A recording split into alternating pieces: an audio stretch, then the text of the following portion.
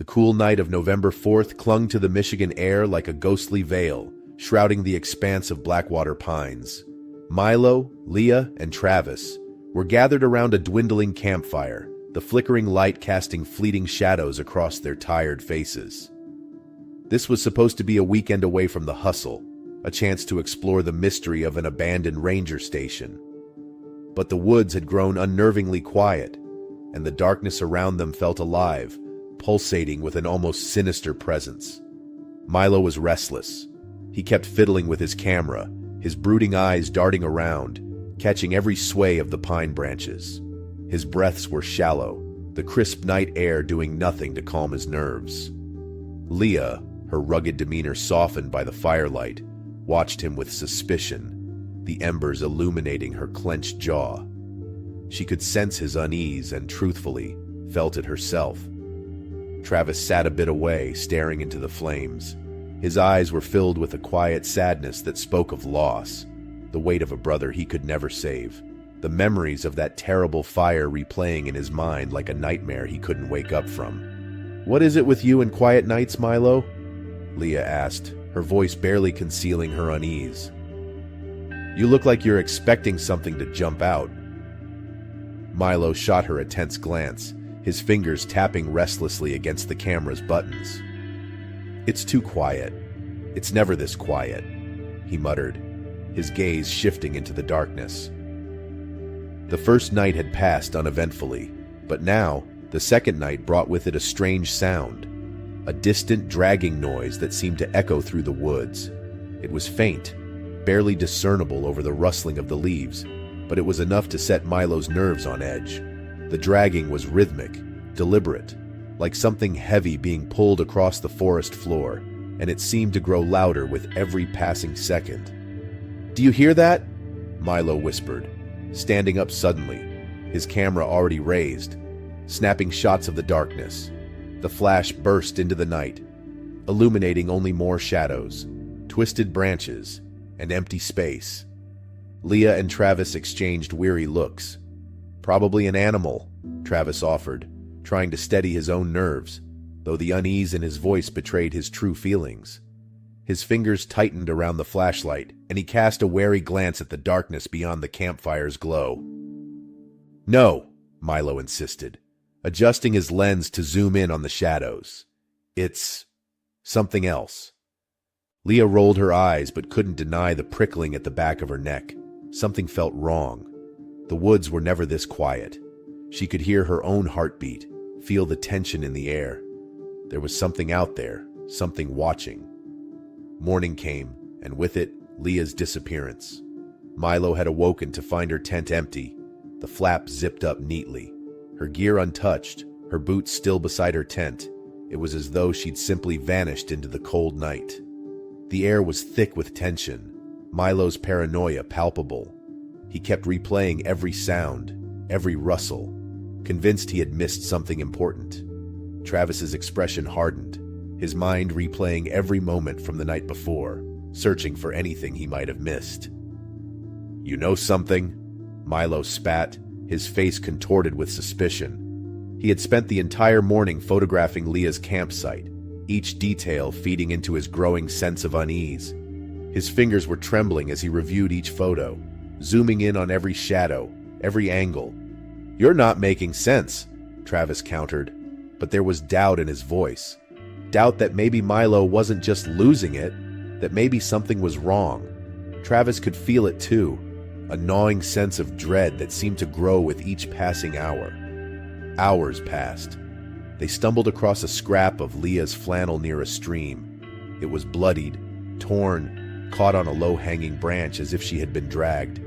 Milo's anxiety spiraled, his fixation on capturing every detail now bordering on madness. He swore he could see something in the photos, something lurking in the background. Travis glanced at the images but saw only shadows, indistinct shapes that could have been anything, but Milo was convinced. He kept pointing, his voice rising in pitch, insisting that there was something there. By the third night, the strange sounds returned, dragging, closer this time, louder, almost as if it was right outside their campsite. Travis's resolve began to crack, fear sinking its claws into his chest. The fire flickered as the wind picked up, carrying with it that unmistakable noise. Then came Leah's voice, faint, echoing from deep within the forest. A desperate, pleading call for help that sent shivers down his spine. Milo jumped up, camera in hand, his eyes wide, unhinged. "She's out there! She's alive!" he shouted, his voice cracking with desperation. Travis hesitated, every instinct screaming at him to stay put, to not venture into the darkness, but Milo's frantic desperation pulled him along. They plunged into the dark woods, Milo leading with his camera snapping, flashes illuminating twisted branches and unfamiliar symbols carved into the bark, symbols that seemed to pulse with a malevolent energy. Each step took them deeper, each flash revealing glimpses of something. A figure? Eyes watching from the shadows? The dragging sound grew louder, surrounding them, disorienting them. They were being led in circles. The symbols, Milo realized, weren't random. They were marking their way, leading them somewhere, deeper into isolation. Milo's breathing grew ragged, his obsession with finding Leah blinding him to the danger. Travis's heart pounded, every muscle in his body screaming to turn back, to run. But it was too late. Suddenly, the ground beneath them seemed to shift, the earth giving way to something soft, something that moved. Travis stumbled, his flashlight rolling away, its beam flickering out as it disappeared into the darkness. Milo's camera flashed again, capturing a blurred image of something reaching out, something not quite human. By morning, the camp was empty. The Rangers found it abandoned, the remains of the fire smoldering low. Milo's camera lay in the dirt, its memory card filled with pictures of those eerie carvings, and among them, a blurred figure standing at the edge of the frame, watching.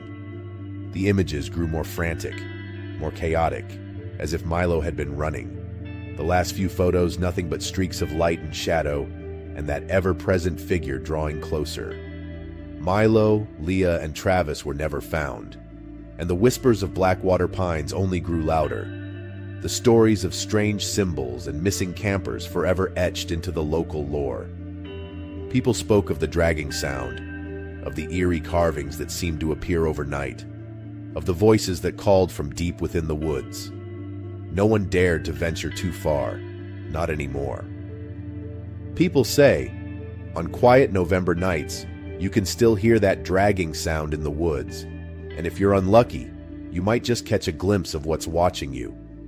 The thing that waits in the shadows, the thing that took Milo, Leah, and Travis, still searching for something, or someone, new to drag into the depths of Blackwater Pines. Story 2. The warm summer breeze carried an unsettling silence as the group arrived at Raven Rock on August 12th. Eva Blake stepped out of the car, her camera already in hand, her eyes scanning the area for anything unusual. The campsite was deserted, which wasn't unexpected for a place as remote as this, but it only fueled her suspicions. Ava was always searching for something hidden, some deeper conspiracy just out of sight. Her eyes narrowed as she spotted small symbols carved into the trees surrounding their camp, tiny, cryptic marks that seemed to form a pattern. She began snapping photos, the shutter clicking in rapid succession. Each photo seemed to make her heart pound harder. She was sure there was something here, something she had to uncover. "It's fine, Ava. Just relax," Darren Lee said as he unloaded their supplies. He was trying to keep his voice steady, though a part of him couldn't shake the feeling that they were being watched. He chalked it up to his anxiety, a lingering remnant of his time in the military. He had come here to escape, to breathe in the fresh air and let the peace of nature soothe him. But the quiet was anything but comforting. The woods were too still, and every rustle in the distance made his muscles tense. He hoped camping would bring him some solace, but already he felt his guard was up, and the unease was gnawing at the back of his mind. Sofia Torres remained by the edge of the campsite, her eyes drifting to the dense forest. She felt out of place. She always did, especially around Eva, whose intense personality dominated every space she occupied. Sophia preferred the company of plants, their quiet and predictable nature a refuge from the chaos of people. She glanced at Eva, who was now photographing the symbols again, her expression one of focused obsession. Sophia sighed and kicked at the dirt. She had been excited for this trip, thought maybe it would be different, but Eva's behavior was already pushing her to the margins. The carved symbols unsettled her. They looked deliberate, like some sort of warning. The first night settled in with an eerie calmness. The campfire crackled, the shadows dancing around them. The orange light flickered on the trunks of the tall pines, making the forest look even more foreboding. Darren stared into the flames, his thoughts drifting back to moments he wished he could forget. The firefight, the explosion, the shouts, it all came rushing back when he allowed his mind to wander. He exhaled deeply, trying to let go, but something about the night felt wrong. A twig snapped in the darkness, and Darren's head shot up, his eyes scanning the tree line. He felt it again, that sensation of being watched. His instincts were sharp, and they were screaming at him that something was out there. He turned towards Eva, who was lost in her notes, scribbling down something about the symbols. He didn't want to say anything. She'd just feed into his paranoia. "Did you hear that?" he asked, his voice barely above a whisper. Eva looked up, her eyes narrowing. "What did you hear?" "Nothing. Probably just an animal," Darren muttered. But the unease refused to leave him.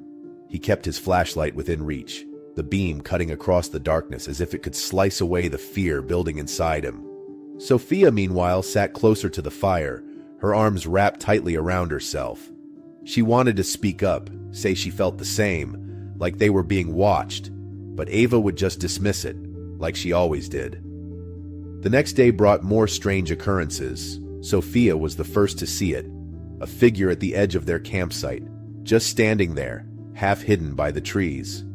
She blinked, and it was gone. Her heart raced, and she hurried to tell Eva, but Eva just waved her off, her eyes never leaving the symbols she was now tracing with her fingers. "Are you trying to scare me, Sophia? Because it's not working," Eva said, her tone dismissive. Sophia shrank back, feeling the sting of Eva's words. She hadn't imagined it. She knew she hadn't. The figure had been there, looming, watching. She felt the weight of Eva's disregard push her deeper into herself, making her regret saying anything at all. Darren, overhearing the exchange, felt a flicker of concern. He trusted Sophia's instincts. She wasn't prone to making things up. As the sun dipped below the horizon, Darren tried to get his GPS to work, but the screen flickered, then went dark. He cursed under his breath, shaking the device. Eva's camera had also stopped functioning, refusing to power on. She insisted that it wasn't a coincidence, that someone was messing with them. Darren tried to keep calm, to ground himself, but Eva's constant suspicion was starting to wear on him. He glanced at Sophia, who was sitting by herself, her shoulders slumped, her face pale. He walked over to her, trying to offer some comfort. "Hey, it's okay. We're probably just overthinking things," he said, though he wasn't sure if he believed his own words. "I know what I saw," Sophia whispered, her eyes hollow. "There was someone out there." Later that evening, they discovered the footprints, large, deep prints circling their tents. Darren tried to rationalize it, maybe a bear, but Eva dismissed him, her eyes wide with a mix of excitement and fear. She knelt beside the prints, her hands trembling as she sketched them in her notebook. She seemed almost thrilled, as if this confirmed everything she had believed. "This means something," she whispered, more to herself than to the others. Darren's patience was wearing thin, but he kept his mouth shut. He didn't want to add to the tension that was already suffocating them. Sophia just stared at the prints, her anxiety spiking, her breath coming in short gasps. She felt her chest tighten, her fear now a living thing inside her, gnawing at her composure. That night, Sophia broke down. She had been holding it in, the fear, the anxiety, but Eva's relentless theories had pushed her to the edge. She sobbed, her hands shaking as she tried to explain how she felt, how she couldn't take it anymore. Darren sat beside her, his arm around her shoulders, trying to offer comfort, but Eva was relentless. "You know something, don't you?" Eva pressed, her eyes locked on Sophia's tear-streaked face. You saw something, and you're not telling us." Sophia shook her head, her sobs growing louder. Darren shot Eva a glare, his voice firm. "Back off, Eva. She's scared enough as it is." But Eva wouldn't let it go. She never let anything go. She stared at Sophia as if searching for a crack in her story, something she could pry open to find the truth she was so certain existed. Sophia felt trapped under her gaze, the pressure unbearable, and she crumpled further into herself. Later that night, Darren saw it again, a figure moving between the trees just beyond the light of their campfire. He stood, his heart pounding, and without thinking, he took off after it. Eva was right behind him, her camera still useless, but her determination unwavering. "There!" Darren shouted, pointing as he ran, his feet pounding against the uneven ground. The figure slipped deeper into the forest, and Darren pushed himself to go faster, his breath ragged. Eva followed, her eyes wide, her adrenaline spiking. The forest closed in around them, the darkness growing thicker, the symbols on the trees seeming to pulse as they passed. Branches snagged at their clothes, roots seemed to rise to trip them, and the shadows deepened into something almost tangible, wrapping around them. They could hear something now, a low, almost rhythmic rustling, like something moving through the underbrush just out of sight. Darren's heart hammered as he pushed forward, the fear driving him. He had to know what it was. He had to find out. They were lost. The realization hit Darren like a punch to the gut. He skidded to a stop, his chest heaving, his eyes darting around, trying to find something familiar. Eva was beside him, her face flushed, her eyes scanning the darkness. "Where's the camp?" she asked, her voice edged with panic. Her bravado was starting to crack, the fear creeping in around the edges. Before Darren could answer, a scream tore through the night. Sophia's voice, distant and filled with terror. Darren's blood ran cold. He turned, but the forest was a maze of shadows, and he had no idea which way was back. Eva's eyes went wide, her face draining of color. "Sophia!" Darren shouted, his voice breaking.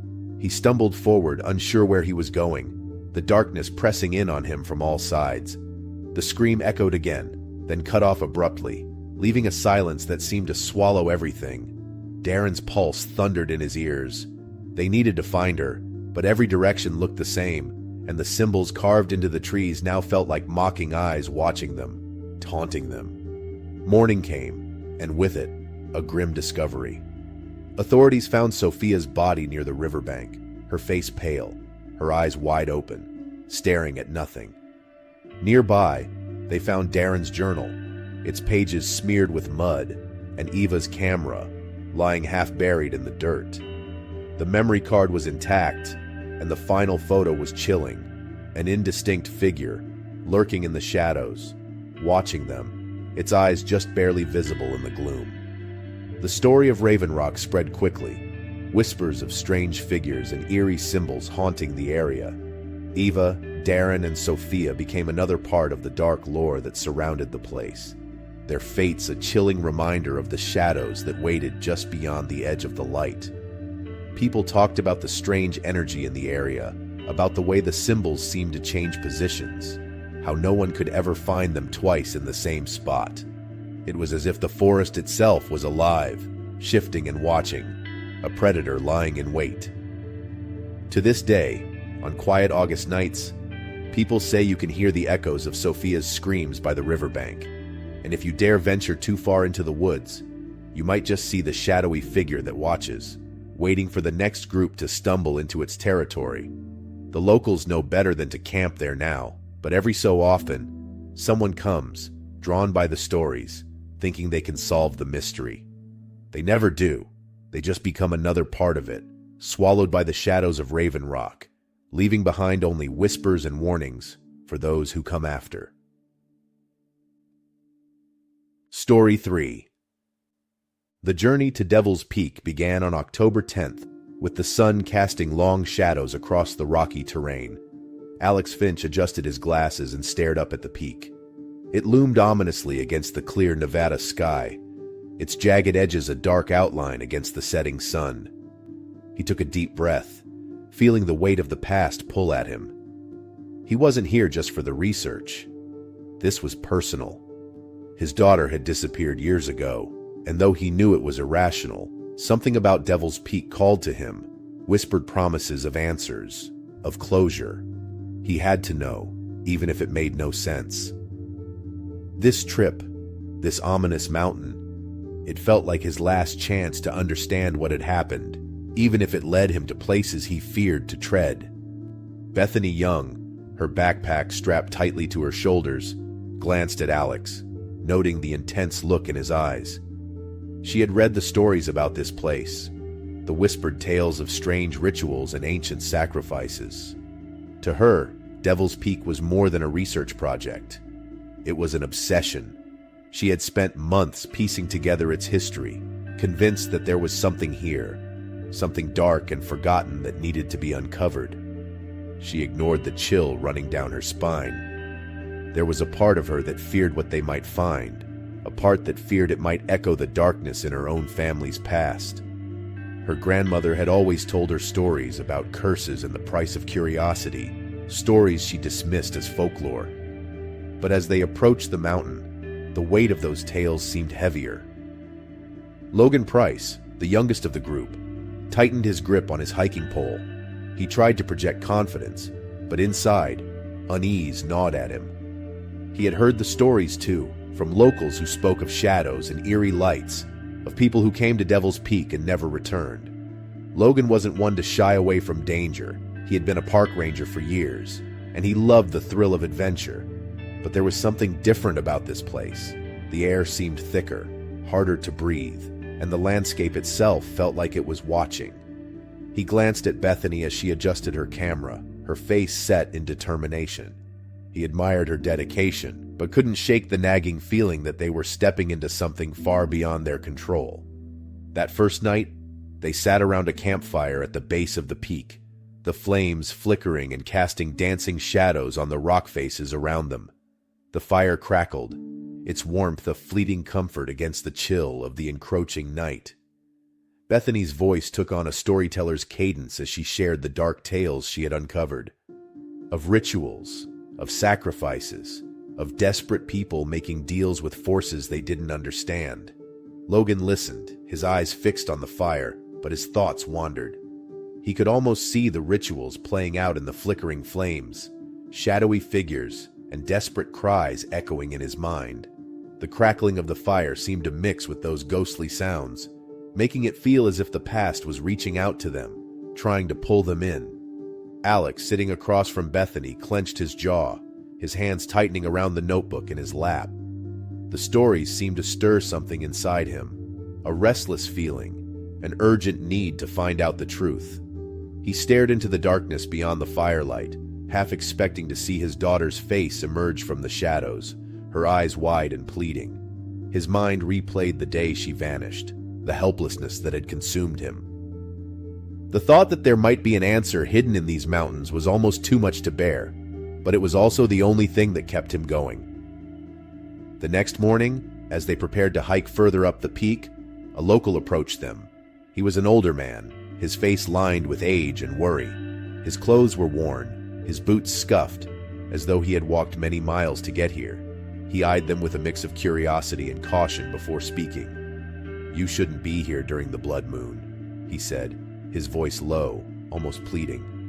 "Bad things happen up there when the moon turns red." His eyes lingered on Alex for a moment longer, as if he could see the pain and obsession within him. Bethany waved him off, a polite but firm smile on her face. "Just superstition," she said, her tone dismissive. Logan felt a chill run through him but followed her lead. He had never been one to believe in ghost stories, but there was something about the man's voice, the way he looked at them, that unsettled him. He wanted to ask more, but the old man turned and disappeared into the trees, leaving only the echo of his warning behind.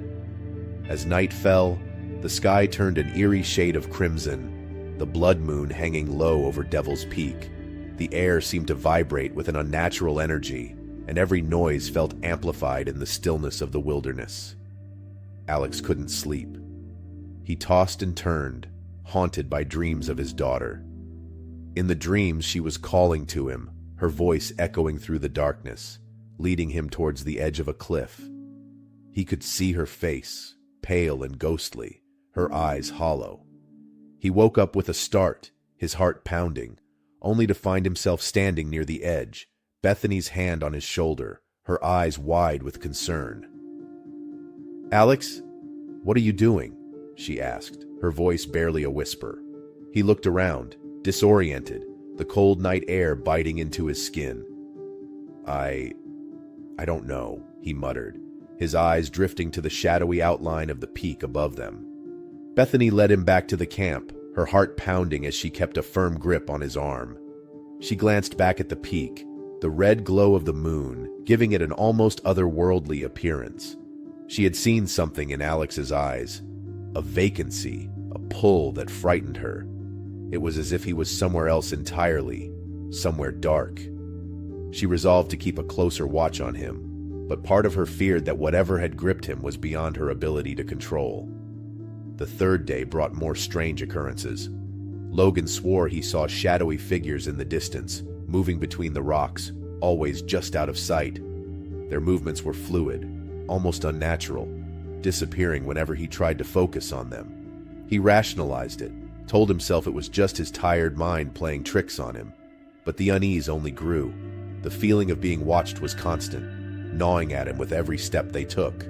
The sky remained a dull, oppressive red, and the light seemed to warp everything around them, casting unnatural shadows. Alex was becoming increasingly erratic, his eyes distant, his mind seemingly elsewhere. He spoke of being called, of needing to go further, and Bethany began to worry. She tried to talk to him, to bring him back to the present, but he was slipping away, consumed by something she couldn't understand. He wandered away from camp frequently, staring at the symbols carved into the rocks, whispering things she couldn't make out. Logan watched him too, the worry etched into his features. He didn't like the way Alex's behavior was escalating, and he felt powerless to stop it. That night, they discovered their supplies were missing, the food, the water, everything had vanished. Logan felt his stomach twist with anxiety. "This isn't right," he said, his voice shaky. He glanced at Alex, who was staring off into the darkness, his expression unreadable. "Did you take it?" Logan asked, his suspicion slipping out before he could stop it. Alex turned to him, his eyes hollow. "Why would I do that?" he replied, his voice flat, emotionless. Logan didn't answer, but the tension between them grew, an invisible wall that seemed to push them further apart. Bethany tried to mediate, to keep the group from fracturing, but the unease was like a wedge, driving them apart. Bethany tried to keep them focused. She had found symbols, ancient carvings etched into the rocks around their camp. They were intricate, deliberate, and unlike anything she had ever seen before. She insisted on documenting them, her camera clicking as she took photos, her notebook filled with sketches and notes. The symbols seemed to shimmer in the moonlight, as if they were alive, shifting slightly each time she looked at them. Logan, on the other hand, felt a growing sense of dread. "These are signs," he said, his voice trembling. "We need to leave." But Bethany wouldn't hear it. She was too close to uncovering the truth, too close to proving that the stories were real. The allure of the mystery kept her tethered, even as the dread around them thickened. By the time the blood moon rose high in the sky on their final night, Alex was gone. Bethany and Logan woke to find his tent empty, his gear left behind. Panic set in as they realized he had wandered off, driven by whatever visions had taken hold of him. They set off in search of him, the moon casting an eerie red glow over the rocky landscape. They called his name, their voices echoing off the rocks, but there was no answer. The symbols seemed to shift in the moonlight, leading them in circles until they realized they were lost, the peak towering above them like a silent, mocking sentinel. The wind picked up, carrying with it whispers that seemed to come from all directions. Logan felt his heart pounding in his chest, his breathing ragged. He swore he heard Alex's voice among the whispers, calling out, but distorted, almost inhuman. Bethany's determination began to falter, fear creeping into her eyes as she realized they were being led deeper into the mountain, far from where they had started. She clung to her camera, as if documenting everything could somehow protect them. Suddenly, a figure appeared in the distance. Logan squinted, his eyes wide. It was Alex, or at least it looked like him. He was standing still, staring at them, his face obscured by shadow. "Alex!" Logan shouted, but the figure didn't move. Bethany took a step forward, her heart pounding. There was something wrong. The way he stood, the unnatural stillness. It wasn't right. The figure turned slowly, then disappeared behind a rock. Logan rushed forward, desperation driving him, but when he reached the spot, there was no one there, only the chilling silence of the mountain. The next morning, the authorities found their camp abandoned. The fire had burned out, and there was no sign of Alex, Bethany, or Logan. The only clue was a single torn page from Alex's notebook, found fluttering in the wind near the edge of a cliff. The words scrawled across it were barely legible, but they spoke of an encounter, of seeing something that resembled his daughter, her face pale and eyes empty, calling to him from the shadows. It spoke of a choice, of something reaching out to him, promising him answers if he just followed. The story of Devil's Peak and the Blood Moon became another tale whispered around campfires, a warning to those who dared to venture too far into the unknown. Some say Alex found what he was looking for, that he joined the spirits of the peak, forever searching, forever lost. Others believe that the peak itself is alive, feeding on those who seek its secrets, drawing them in with promises of answers, only to consume them entirely. Bethany and Logan's fates were a mystery, but the locals knew better than to go looking for them. The mountain had claimed them, just as it had claimed others before. To this day, on nights when the blood moon rises, locals say you can hear the whispers of those who disappeared, their voices carried on the wind, calling out from the shadows of Devil's Peak. And if you're brave or foolish enough to listen, you might just hear Alex's voice among them, still searching, still hoping to find what was lost. The echoes of the past linger, a reminder that some places are better left alone, that some mysteries are not meant to be solved. And Devil's Peak, with its haunting symbols and crimson moon, stands as a monument to the dangers of seeking answers in the dark.